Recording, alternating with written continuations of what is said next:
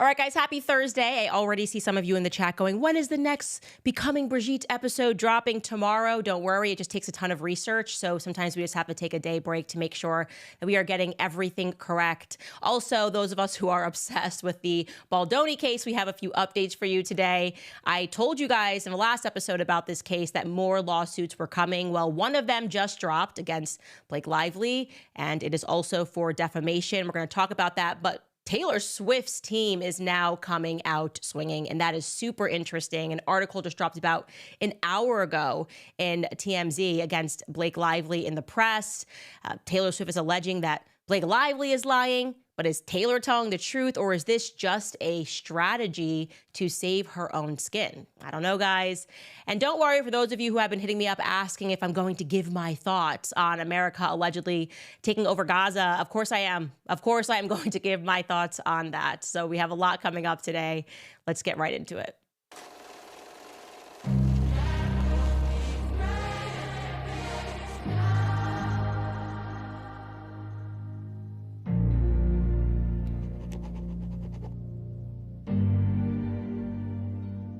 Okay, first and foremost, I do not mean to brag, but I have never been more proud to see a headline about myself ever, plausibly in the media. I think I got to hang it up. I think I'm going to get it framed. This is coming from In Touch Weekly. It says, Candace Owens says Ryan Reynolds should be deported to Canada amid Blake Lively lawsuit. Yes, I did say that. Go me, go me. Well, guess what? Blake Lively's team is working overtime. I told you how it works in the background. You got all these PR teams, and they're just trying to sway public opinion. And Blake Lively's PR team wants us to know that everything that's happening right now is hurting Blake's feelings. And I don't know if you guys have paused to consider that Blake's feelings might be getting hurt in all of this. Well, if it isn't the consequences of my own actions. Check out this headline in Daily Mail. Blake Lively sources say Justin Baldoni lawsuit is causing her and Ryan Reynolds severe anguish. They are anguished by the things that they did being found out by the public. In that article, we're told that Blake Lively is, quote unquote, emotionally zapped by her spate of lawsuits with Justin Baldoni, but she remains confident nonetheless that she will ultimately prevail, okay? And the legal battles have apparently, quote, taken a deep emotional toll on the actress, as well as her husband, Ryan Reynolds, who has been named in one of the suits. So I wanted to tell you guys that. I wanted to tell you also that I feel nothing. I literally feel nothing. So much nothingness. I've never felt more nothingness than when I read that article. You know, someone asked me recently why this particular case has seized the world. And I really think that it was just a perfect act of evil that was almost executed in broad daylight, almost like a psychological operation, right? The press was complicit. They almost got it done. This guy would have canceled nothing. And were it not for Steve Sarowitz, the billionaire, who just said, okay, let's go to war. Just think about the other side of that. Like, what would have happened to Justin Baldoni? He would have been canceled. And the more that I watch and the more that I read, the more infuriated I become, because it seems like it's never ending. I can't get to a bottom of their bullying. Every time I think I've gotten every instance of their public bullying, we discover more. Like, we were able to get our hands on the 2 more Deadpool clips, actually, in which he was mocking Justin Baldoni. Here's one of them. She never said that. No, but I bet she thought it. You are so mean. My brain could taste your fingers, and they tasted like hate. And where in God's name is the intimacy coordinator? You're so lost, Mr. Wilson. Again, and here is one of the cut scenes that they said, okay, this one's not going to make it into the movie, but here it is. I'd be fighting alongside them, but my calling is to one day host a podcast that monetizes the women's movement. Calling is to one day host a podcast that monetizes the women's movement. So in the context of all this, I feel myself being strangely angry at Justin for being so nice. Seriously, I was going back and watching his interviews because now that we have this whole timeline and we know what was going on in the background, it just provides new context to Justin Baldoni on the red carpet premiere for It Ends With Us, okay? So we're going to watch him giving an interview to Extra. And I want you to keep in mind everything that we now know was happening leading up to this moment, okay? That he was mocked in the credits of his own movie, that he was mocked mercilessly, endlessly in Deadpool and Wolverine by A-list actors getting involved there. We know that Justin's colleagues and fellow actors on the film were then all invited to the premiere of Deadpool and Wolverine. So they watched him being mocked. And then we know that at the after party, Ryan accuses him, according to the lawsuit, of like being a rapist when he finds some WME exec or whatever it is that he called him. And we know that throughout all of the promotional events for the film, he was intentionally cut out. We could show you so many clips of Blake every time they ask a question to Brandon Sklenar, who she decided to run around with, and do all of these interviews with. She essentially just cuts him off and is like, well, talk more about you, Brandon. Talk more about Atlas. Like, talk more about your character. Like, she didn't even want people thinking about Justin Baldoni at all. Not at all. She just kind of wanted to basically cut him out of his own movie. Keep in context also that at this premiere event, on the very same day, Ryan Reynolds moved to release his promo for It Ends With Us, which featured his mother, Hugh Jackman, Brandon Sklenar, all mocking him in a skit. So the clip that you are about to watch right now is Justin Baldoni having arrived extremely early, because one of the extra people came out and said, you know what, it was weird because usually at these events, the actors of the film are the last to arrive on the red carpet. And we did notice that it was weird that he was like first to arrive very early, hours before we were expecting him. So this is Justin arriving hours early with his family after having been informed just days earlier that he and his family were actually going to head into the basement with the drinks to watch this movie. Otherwise, Blake and Ryan were going to stage a boycott. So all that is happening, and now let's watch him retrospectively in an interview. Take a listen. Congratulations, we do. Look, first of all, the brooch, everything is on point. I can't claim any of it. I was dressed by wonderful women. Oh my god, and you look amazing. I'm gonna bring you a little closer because I'm starting to get snagged. Okay. You have made it happen. I mean, this was no easy feat. It is a beloved book from the beginning till right now at the end. How does it feel to take that all in? I'm a little speechless. It feels very surreal. I probably should have gathered myself before I stepped on the carpet and took all of this in. I'm just grateful. I'm grateful to Colleen for trusting me, for writing such a beautiful book. I'm grateful to her mother for allowing it to happen, because really this was in honor of her mom. And I'm grateful to Blake for just being a powerhouse of a performer and an amazing collaborator, and just all the people, the crew. My wife. None of this would have happened without my wife, who did that invisible work of being with the children while I was able to make this movie that doesn't get celebrated nearly enough. And I don't know, I'm just kind of speechless, and I'm just excited for it to be released in the world. Yeah, I mean, it takes a village, like you said. This is a family affair for you as well. Did I see your dad as well here? My dad and my mom are here, my aunt, my uncle. All my going uncle to the basement. Who never shows up to anything. He's never even been to New York. And my cousin who just lost her husband. And this is a family affair. And my best friends are here. And, I think all of us it just took a village to make this film. And I feel loved and supported and grateful. It's unbelievably infuriating and frustrating, and also in a weird way you respect it. It's who I want to be. I want to be this person who in moments of extreme cruelty finds gratefulness, finds elements of gratefulness, but I am not capable of being that way in the third trimester of pregnancy, right? So I'm just enraged on his behalf, and I can't believe it. And there is a strength in that. People are right to say there is a strength in restraint. There is a power in being grateful in these moments. And so I credit him, but I'm also we're angry, and there is something about this case. And I think there is an element of this that makes a lot of people feel unsafe, right? I think that's the real reason when speaking about that. There's to envision this happening, being allowed to happen in society, and knowing that this sort of collusion can happen behind the scenes. And yet we would have been given a version of events which would have taken down the victim rather than the aggressor. It doesn't make us trust anybody, right? We feel like we can't trust, we are not safe with the version of events that are being presented to us about anybody in Hollywood. And I think that really gets at us, okay? So I want to give you some updates. Taylor Swift is now fighting back hard. Okay. Her team is not pulling any punches. Over the last 12 hours, they have dropped a few articles. I told you all of this, and we are recognizing this. It's just a bunch of PR games. And there is an article that just got dropped in TMZ about an hour and a half ago, and they're making it clear that she wants nothing to do with this case. And not only does she want nothing to do with this case, she's calling out Blake Lively for lying. Okay. So I'm going to read direct from this article. It says, a well-connected source close to Taylor tells TMZ, Taylor came to Blake's apartment at the time that Blake told her to, not knowing anyone else would be there.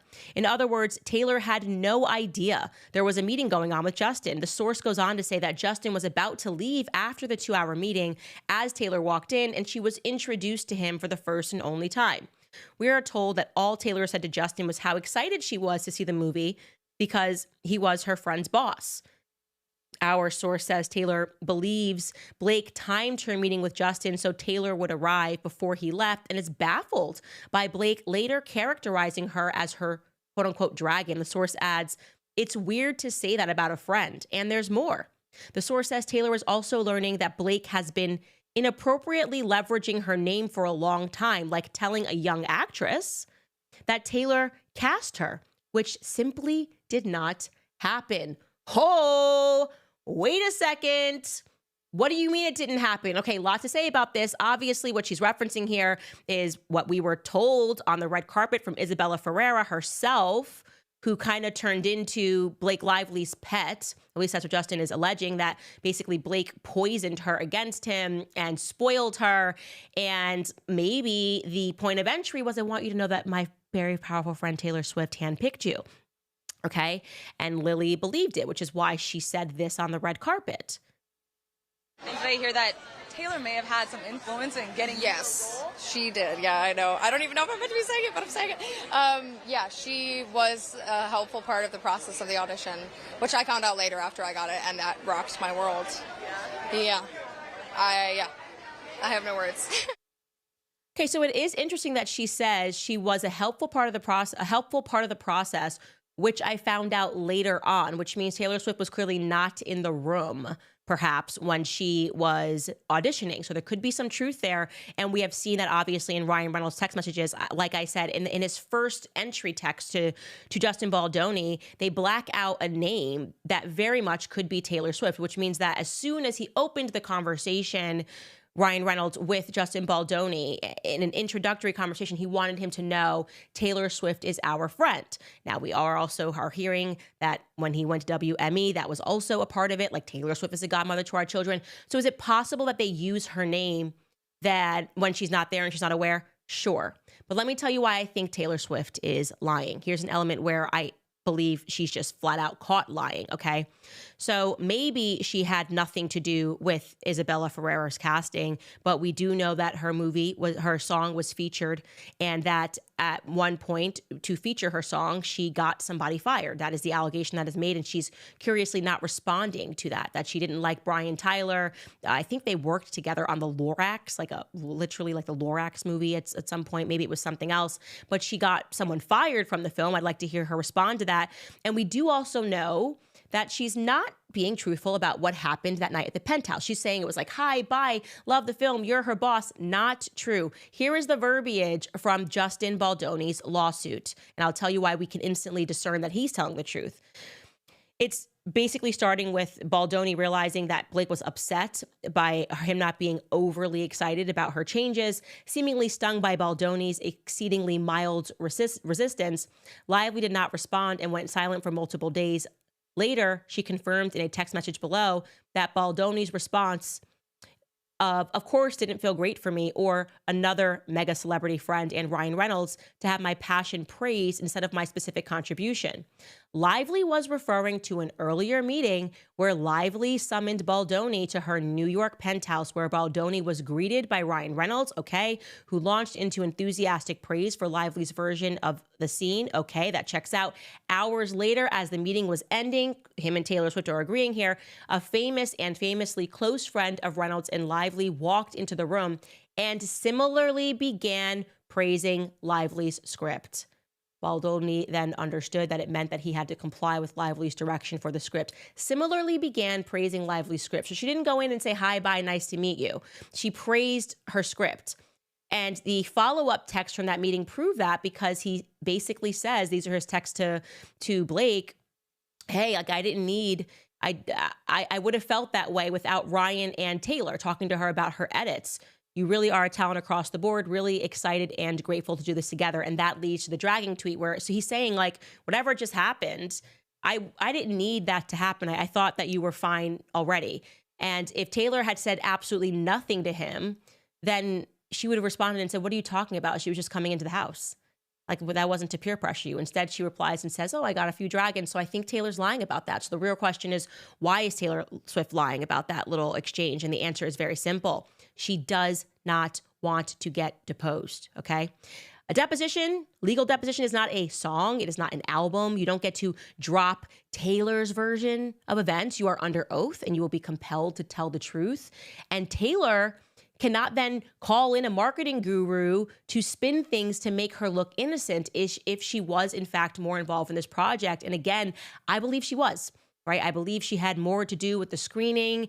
I think her mindset then, maybe she was looking for something to do after the breakup with Joe Alwyn. But I think right now what's happening behind the scenes is she is freaking out because Brian Friedman went on the TMZ podcast on yesterday, and when asked about whether or not they would subpoena Taylor, he basically implied nothing's off the table.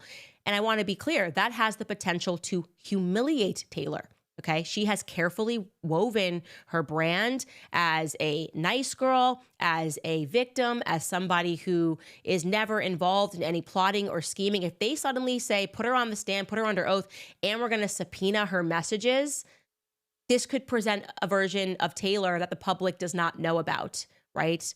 And so she seems to be hitting hard. That's not the only article that her marketing team had dropped. They also launched another attack against Blake Lively in the Daily Mail, also in TMZ again, saying that she had been advising Blake for years to tone it down, just to tone down your tude, right? And in the article, it says that Taylor Swift admires that Blake Lively is this ballsy chick who speaks her mind, that she swears like a trooper and refuses to be controlled by anyone. And that's part of the reason that they bonded and became so close 10 years ago. And she saw Taylor to be like this doppelganger of her. But the difference is that Taylor is more subtle. This is literally a direct quote. The main difference between them is that Taylor is more subtle. Blake has always gone full throttle about everything. That's a weird quote.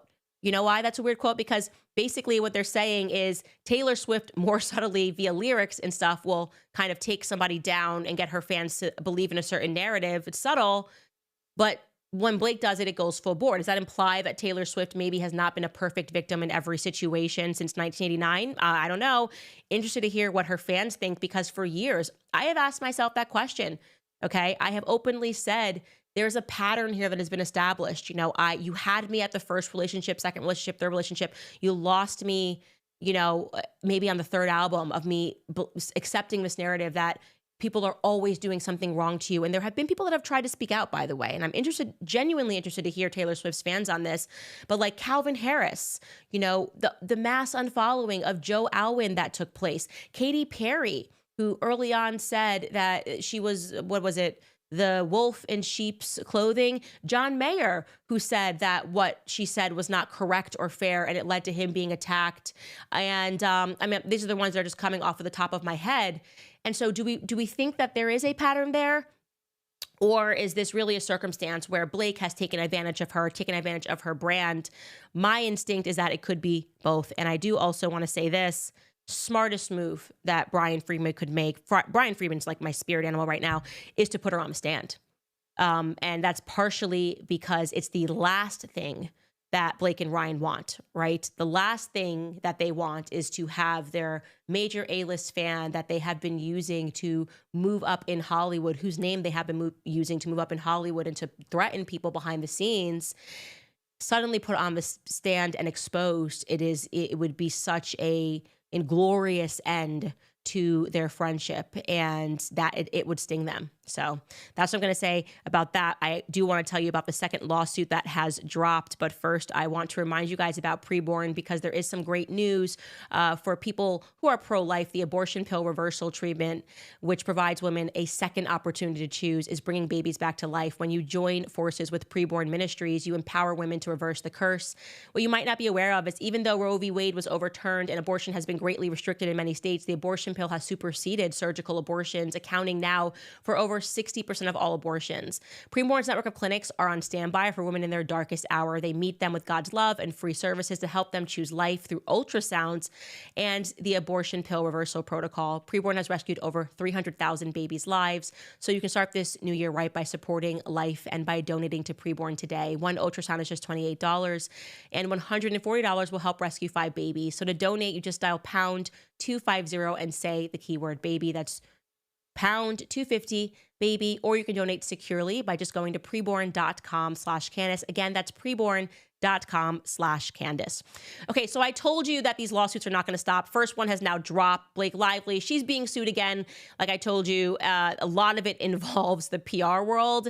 And so I'll just first read this headline. You have The Hollywood Reporter saying Blake Lively being sued for defamation by crisis PR firm in It Ends With Us feud. The lawsuit that has been dropped actually confirms what I told you earlier, that I had it on perfect authority, that Blake's original filing, which was with the Californian Civil Rights Department, that complaint was supposed to be the only filing. It was the ultimate bad PR response to what they wrongly assumed was a PR attack that was happening against Blake, being orchestrated by Justin Baldoni. And like, I will show you this map again of all the PR firms. I think Leslie Sloan has been terrible. I mean, I don't know them from a hole in the wall, but I'm telling you, if I had this PR firm, I am dropping them. They have gotten it wrong every step of the way. And Jones Work PR got involved in this petty drama. They all made a very bad decision to push this, assuming that no, it couldn't all be happening. There must be a magic hand behind this. Everybody loves us. Everybody loves Blake and her hair products. And then they find out that actually it's looking like no one coordinated it. And maybe people like me and the internet have our own thoughts, okay? So I want to explain to you just the CRD complaint, why that strategy, what the strategy was supposed to be, okay? The intention when you just want to file a complaint and not file a court case is that you can be a little loose on the details, okay? You can stretch the truth, fabricate, because there's no one that's going to necessarily fact check anything in a way that would come back and be detrimental to you, okay? In case you don't know exactly what it means, because a lot of people are like, what is a civil rights complaint? I don't even know really much about this. It essentially means that you're going down to the civil rights department and you say, my civil rights have been violated at my job because I believe that I have been subjected to discrimination or harassment or retaliation. So you submit a filing and then you wait. And if the office takes a look at your case and they decide, okay, we're going to green stamp this, they then launch an investigation and they reach out to respondents, so people that you have named in this case. And then they will typically demand that the parties involved meet to mediate and try to resolve things before escalating matters if they truly believe that your civil rights have been violated. That is what Blake wanted. She wanted to be able to file that, take it to the New York Times, get them to take down Justin Baldoni, and who knows, like it would have maybe been like, okay, we're going to resolve this in the background now. So when filing this complaint, she did embellish a bit, and she included as a defendant, this is very important, she included as a defendant a man named Jed Wallace, okay? So I'm showing you this CRD filing, and you can see it says Jed Wallace and his firm, which is Street Relations Incorporated. He is the owner of a crisis firm down in Texas, and that is Street Relations Incorporated. And so they listed him as an actual defendant, meaning he is guilty of these things which we allege that are violating my civil rights. Well, I'm going to just read for you what she actually said about him in the CRD complaint as well, because it's relevant to why he is suing her. She wrote, the retaliation campaign relied on more than just publicists and crisis managers. They also retained subcontractors, including a Texas-based contractor named Jed Wallace, who weaponized a digital army around the country from New York to LA to create, seed, and promote content that appeared to be authentic on social media platforms and internet chat forums. The Baldoni Wayfarer team would then feed pieces of this manufactured content to unwitting reporters, making the content go viral in order to influence public opinion and thereby cause an organic pile-on. So she's saying this is the guy. Like, this is the guy. He was the person they used and got the internet to turn against me, which that would be a big thing. She could show a smear campaign was organized. The New York Times went and they ran with this, okay? That filing, don't forget, December 20th. Then mysteriously, just 11 days later, she changes her mind. She has a change of heart when peer pressure mounts and the public isn't stupid and they go, wait a second, this is just a CRD complaint. If this is all happened to you, file this in court. And then she goes, okay, now we got to file it in court to save our own PR. 11 days later, she mysteriously drops them as a defendant. So what happened? This is the lawsuit that she filed in New York 11 days later. And now all of a sudden you don't see Jed. Okay. It was a pretty strong allegation you made about Jed in the CRD complaint. What happened in 11 days? What happened that you suddenly said Jed no more? Well, Jed thinks he knows what happened. She was on some BS. That's what happened. It was PR, absent any facts, because she wasn't planning on filing that lawsuit. So he's suing her for defamation because most people, and I count myself amongst most people, didn't realize that she had suddenly dropped his name. And the name of his company, therefore, got dragged through the mud when everything exploded because journalists are lazy and they tend to just plagiarize. So everyone kept saying that this guy was a defendant. Everyone kept going back to this CRD complaint, making things very complicated. And he is saying, guess what? That hurt my business. That absolutely hurt my business. You defamed me because you never wanted this complaint and to do anything beyond this complaint. And you made all of these allegations knowing that there was nothing that you had no proof. That's why when it came down to filing it in court, you dropped me because you had absolutely no proof of the allegations that you made. And in a courtroom, it doesn't work like that. You don't get to just write fuzzy things on a piece of paper. You don't get to just draw hearts and say, maybe he's a bad guy too. Maybe he's bad and she's bad too. You're going to have to prove evidence. And so you dropped me, and now I am suing you for defamation. So yeah, if I'm a person looking at that and I'm thinking what happened in 11 days, it looks suspect. If I'm a jury, and I should be on the jury for this case, I don't see how I couldn't be on the jury for this case, but I'm apparently probably not going to be put as a jurist on this case. I would say that he has a very strong case against her. So we will see what happens with that. Now, in response to this, of course, Lively's team is their strategy is just keep crying, just keep saying you're a victim. It's the worst strategy ever. Again, going back to why I would drop Leslie Sloan.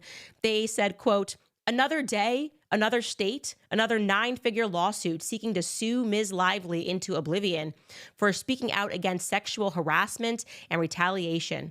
This is not just a publicity stunt. It is a transparent retaliation in response to allegations contained within a sexual harassment and retaliation complaint that Ms. Lively filed with the California Civil Rights Department. While this lawsuit will be dismissed, we are pleased that Mr. Wallace has finally emerged from the shadows and that he too will be held accountable in federal court. Again, that relies on the public being really stupid. That relies that he's retaliating against me. No, you failed to put him as a defendant, to list him as a defendant in your big lawsuit, and there's a reason for that. You named him without any evidence, okay? So I'm not buying that. And of course, Wallace's team then fired back. He says, quote, as Lively later admitted, his lawyer rather says this, as Lively later admitted, she knew of no facts to support the allegations. Neither Wallace nor Street had anything to do with the alleged sexual harassment, retaliation, failure to investigate, or aiding and abetting the alleged harassment or alleged retaliation. Neither could they have breached a contract with Lively because no such contract exists. So that, my friends, is definitely heating up for her. I do also want to say this regarding Ryan Reynolds. I have some thoughts, maybe some weird thoughts. I think secretly, now that I know his character, like his real, not the character, the real Ryan Reynolds, and like the narcissist that I think he is and the amount of narcissistic abuse he engaged in when it came to Justin Baldoni, I think while he is coming apart at his public persona going down the drain, he also probably thinks he did nothing wrong because they are usually unable, narcissists, to ever see that they have done anything wrong at all. And they just keep going, who else is the next person I can blame for my own failures? I bet he is, though, enjoying this in terms of his relationship with Blake Lively because she's isolated. And he just strikes me as someone who's like, it's me and you now, babe, against the world. They're doing this to us. We did nothing wrong. Like, he's leading her, driving her further into narcissism. Like we did nothing wrong. There must have been some plot engaged, involved. I just get the feeling that he will enjoy having isolated her because it allows him to further sort of groom her into this idea that she is the ultimate victim in this. I think he's the one that pushed this from the very beginning, like I've said. And obviously we're going to find out more will come out about this entire situation. Anyways, you guys, I am going to now tell you about American financing. American financing, because I know there are a lot of Americans that are carrying high credit card balances that charge 20% or more each and every month. It is now time to take control of your debt. If you are a homeowner and you have been waiting to figure out how to get your finances in order, you need to call my friends at American Financing today. American Financing salary-based mortgage consultants are helping homeowners just like you tap into their home's equity to get out of high interest debt. They're saving their average customer $800 a month by doing this. Saving that kind of money every month should make the decision really easy. All it takes is a 10-minute, no cost, no obligation phone call to find out how much you could be saving. And if you start today, you may be able to delay 2 mortgage payments. So call American Financing at 800-795-1210. Again, the number is 800-795-1210, or you can visit americanfinancing.net/Owens. That's americanfinancing.net/Owens. Okay, I wanted to show you this TikTok. Comedian Whitney Cummings, she was under fire recently for being funny. Sometimes in a very sensitive culture, you're not allowed to be funny. And she posted this on her TikTok about how the left and right are coming together on this Baldoni thing. Take a listen. Did not see this coming. I did not think that Blake Lively and Ryan Reynolds would be the people that united this country, and it has happened. The most liberal people I know are now obsessively following Candace Owens for her take in journalism on the situation. Thank you, Ryan and Blake, for having such terrible personalities that we are now united as a country. Also, yes, I have followed this story so closely that I'm just wearing beanies now. Like, I am fully in the Lily Bloom simulation. I don't even know where this came from. Like, I don't even think this is mine. I'm going to meet up with her and I'm going to have kombucha for my cousin Justin. And then it's just going to be the ultimate crossover event, the left and right coming together. And I thought about this. I think under her post, she had written something like, essentially, Blake and Ryan are patriots. And we can laugh at that, but I actually what they did was a tremendous service in terms of bringing the left and the right together. Because one of the things that we now notice coming out of this is that there's nothing sincere in politics or media, right? It's all name calling, and it really comes down to who is more powerful and more connected enough to get the names, the ad hominem attacks to stick. And that's what we're learning from the Justin Baldoni lawsuit is like they almost did it. They almost made him, in the minds of all Americans, a rapist because they had power. They had more dragons. And that is what has stunned us. And I think it opens the conversation in terms of us allowing to maybe look at each other differently and go, whoa, well, maybe when people told me that Candace was a self-hating Black person and a misogynist and internalized misogynist and a racist and a sexist and a chauvinist and an anti-Semite, maybe somebody more powerful just wanted to say that about her, so I would hate her, right? We're all starting to see each other through a different lens. And I thought this so perfectly encapsulated it, how nothing is sincere. So there is this really fat Malaysian guy on X. I don't know why Elon Musk tweets him all the time. Like, we are very much believers that this person is somehow blackmailed by a foreign state. And he just targets people and he smears them with ad hominem attacks, and you're going to die. All of my coverage that you have watched about Justin Baldoni, this is what Ian Miles Chong chose to tweet at me when I just explained why so many people feel invested in the story. He wrote this. I'm not kidding. It should be obvious to anyone that you're just attacking Lively and Reynolds because they donated money to the victims of October 7th. You hate the Jews, and your interest in this case is nothing more than an extension of your hatred of Jews. Literally what? Like, what on earth is he talking about?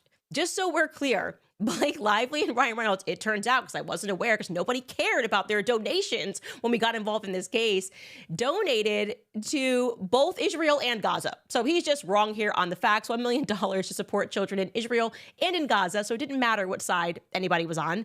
Secondly, Justin Baldoni is Ashkenazi Jew. He is half Ashkenazi Jew. Steve Sarowitz, I think, is 100% fully Ashkenazi Jew, and I have been defending them and their PR team. They're Jews. Like, I am just going, like, I basically should be winning, if we're doing it down to race, I should be winning an award right now for trying to preserve a company, a Jewish company, against non-Jews. Blake Lively was raised, I think, Baptist, and she's obviously has no faith other than anything but herself right now. And Ryan Reynolds also in the Church of Narcissism, but he was raised the same thing that I am, Catholic, believe it or not. He was raised in Canada and he's Catholic. So it just shows you that, like, usually that person coordinates with people and helps to get articles written about people, how insincere it is, how insincere these smears are. Like, you're calling me an anti-Semite for defending Justin Baldoni is maybe the craziest take on the situation I've ever seen. And it made me really question this moment that we're in, where we're all recognizing that. And people were asking me about my take on the Gaza situation, because Trump recently came out, and I'm going to show you what he said. But leading up to this moment, I hope now people can reflect on really everything that happened last year to me, and people that have written, like, Candace, I love your content. Like, I'm just so sad that, like, I found out that you hate Jews. And I'm like, guys, it's not true. It's completely crazy. I lived in New York. I was born in New York. You cannot hate Jews and be in New York City. You will never get a bagel. Okay. It's just not real.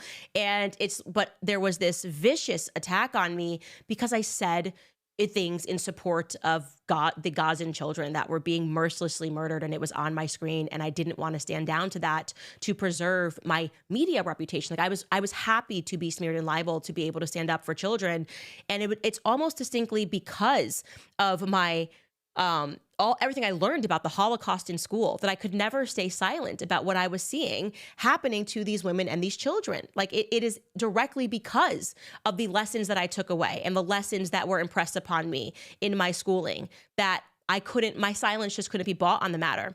So anyways, a huge debate right now, obviously, is Trump really shocking the world and saying that the USA is just going to take over the Gaza Strip. So he hosted Prime Minister Benjamin Netanyahu of Israel, which I would have never done if I was president of the United States because of the things that he has done. The irony, by the way, is all of the super powerful Jews in Hollywood have spoken out against Benjamin Netanyahu, like Ari Emanuel, arguably the most powerful Jew in Hollywood, and agreed with what I said. But I guess he was allowed to say it. But here's what Trump said, and I'll tell you what I think about it. Take a listen.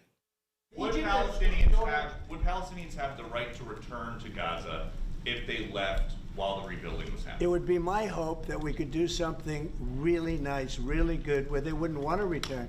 Why would they want to return? The place has been hell. It's been one of the meanest, toughest places on earth. And right now, I've seen every picture from every angle, better than if I were there.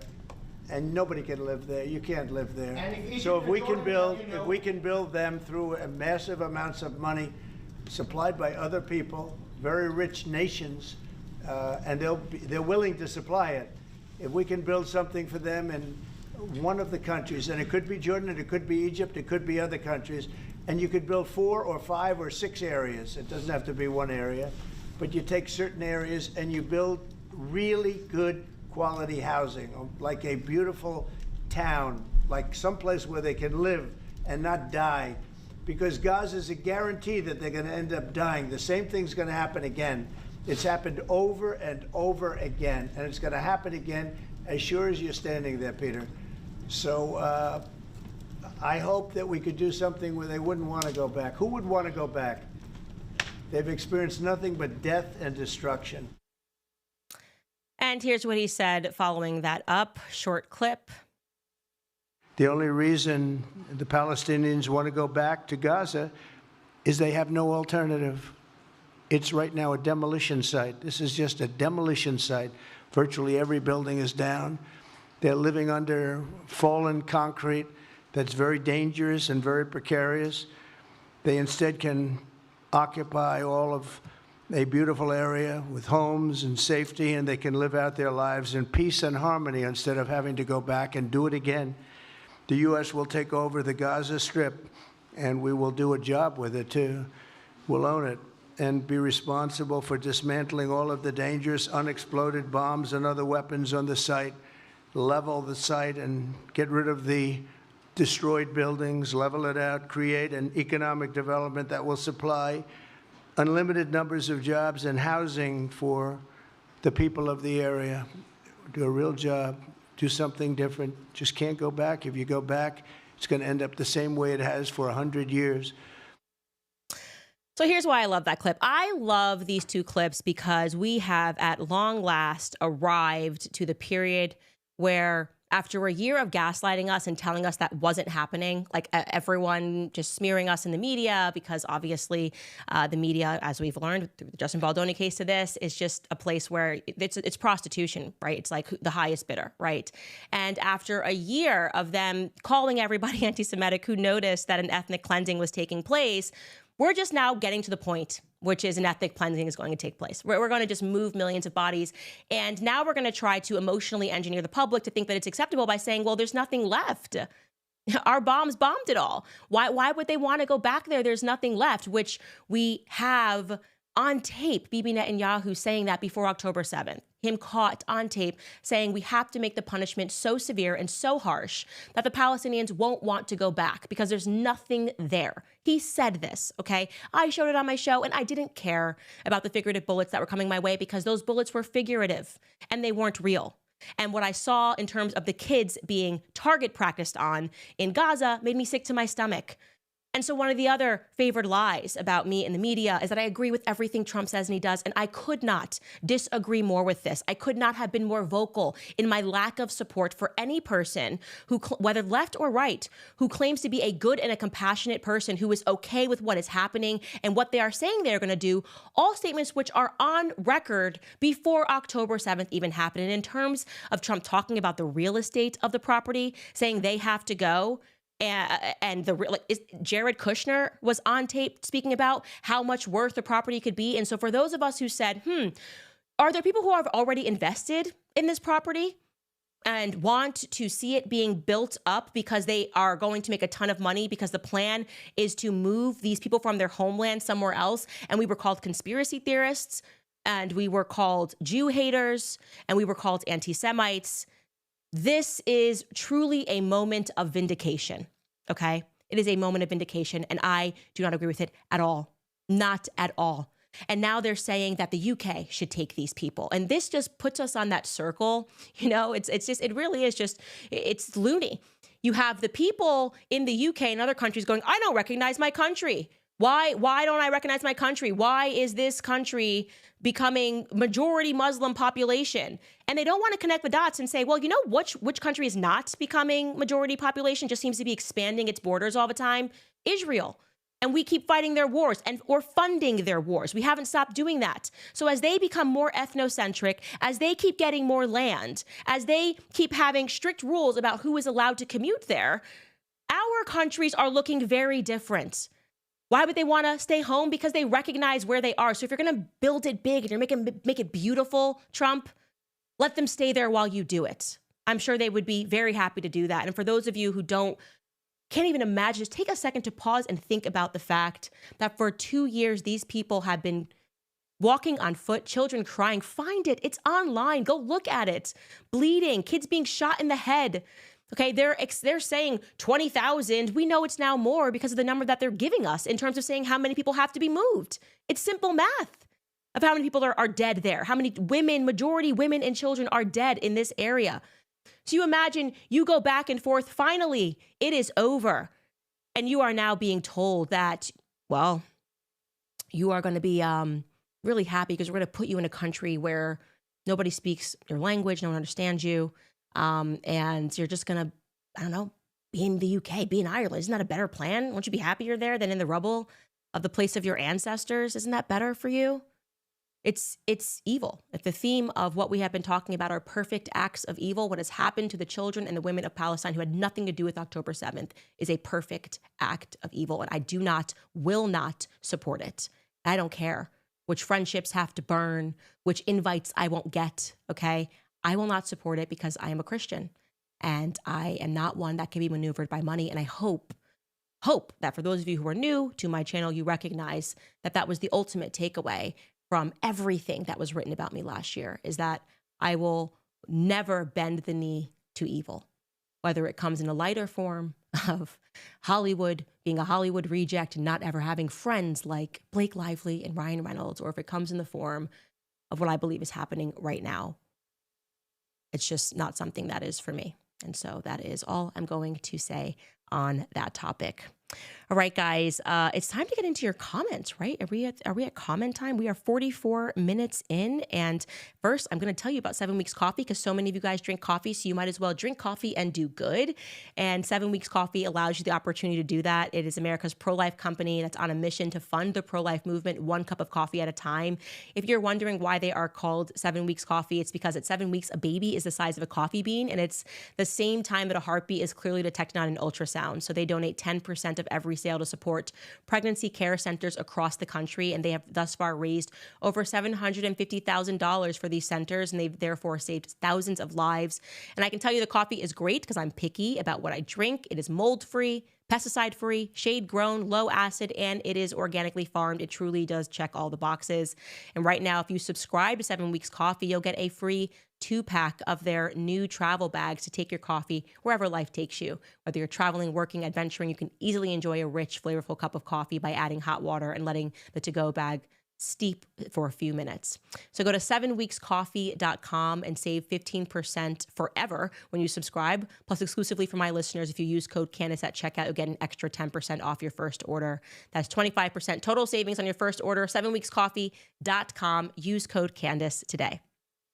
Alrighty, what questions do you guys have for me or comments?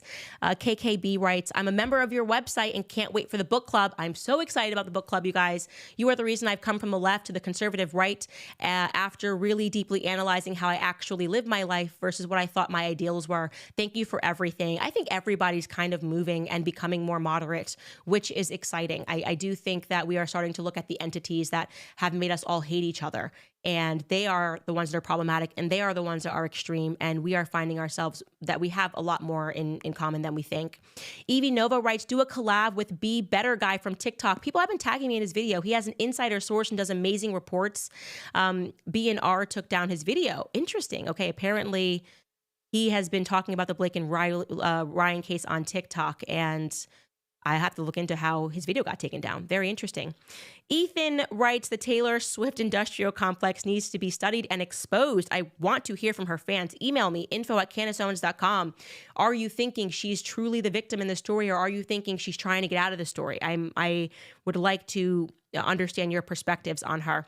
Maria writes, real Catholics support Palestinians. Only thing I disagree with Trump on. Yeah, it's not even about Catholics. Real people who follow the Torah, Jewish people who follow the Torah support this and understand that we cannot justify an ethnic cleansing. We just cannot do that ever, ever, ever, ever in the modern world. Joe writes, thank you, Candace. You or Thomas Massey become the POTUS, I think this might have been a typo carryover. At the end of times will be good versus evil, and the good will mostly include Muslims and Christians united. Peace be upon whoever seeks guidance. I do think that's another thing, is that we're finding ourselves in all of these situations, whether cultural or political, is that it's people that are just willing to speak out against evil. It is. It's actually good versus evil. I don't care about your left, right labels, what it is. Are we willing to team up and to fight evil together? And I hope the answer to that is yes. Brian Schwartz writes, when will Hollywood sober up and have their employees not further shame them? Also, there should be protected areas in the Gaza Strip if the fighting won't stop. For sure, I think there's no reason why they can't stay there. They've already been there for 2 years going back and forth. So yeah, we can build things around them. It's possible. That's what happens when you see construction on the road. Yeah, things are being built around you, and these buildings go up overnight. Mike V writes, greetings from Bavaria. Hello, Mike V from Bavaria. And I cannot read this for some reason. The font is a bit too small. Anyways, you guys, I want to remind you Want to remind you all that the Candace Owens website is launched. It gives us a little bit more protection to talk about topics without having to be worried about censorship on YouTube, which we all face over the last few years. My Shot in the Dark series for moms and dads that are having kids. Even if you love vaccines and want to vax your children, I promise you, you're going to love the series. It is not offensive. It just makes you feel a little more confident speaking to the doctor about vaccines, because we really know nothing with our first child, and we feel very peer pressured by the pediatrician. And that is, to me, a hostile situation. You shouldn't feel like you're doing things for your children that could have lifelong implications under duress. So the Shot in the Dark series is near and dear to my heart, as is the entire Candace Owens website. You can join the book club for $9.99 a month. We're going to meet, talk about these crazy concepts, things that have completely exploded my brain, books that I have read, and I've been like, what is real? What is fake? What is going on right now? And if you guys are just there and you want to just donate to us to keep us independent, no matter what, we're staying independent. So I will either go out of business or I will be independent, because I don't want to feel pressure to say things or not say things. And I feel so free right now, and I feel so happy right now. But if you would like to support our independent work while it is still here, you can give a donation at CandaceOwens.com. And I have, by the way, I am dropping my second book tomorrow, so check my socials. I don't know if I'm going to drop it in the morning. It's going to be really great. I'm so excited for you guys to see, because it has been a very long process to get this book going, and I am self-publishing, so I will own everything. I don't have to kowtow, to these publishers. There's just so much great stuff in the work, and I really feel like this is a year for clarity. So I hope you guys are excited about that announcement, because I'm very excited about it. Anyways, we will return with the Becoming Brigitte series tomorrow, and I will see you guys then.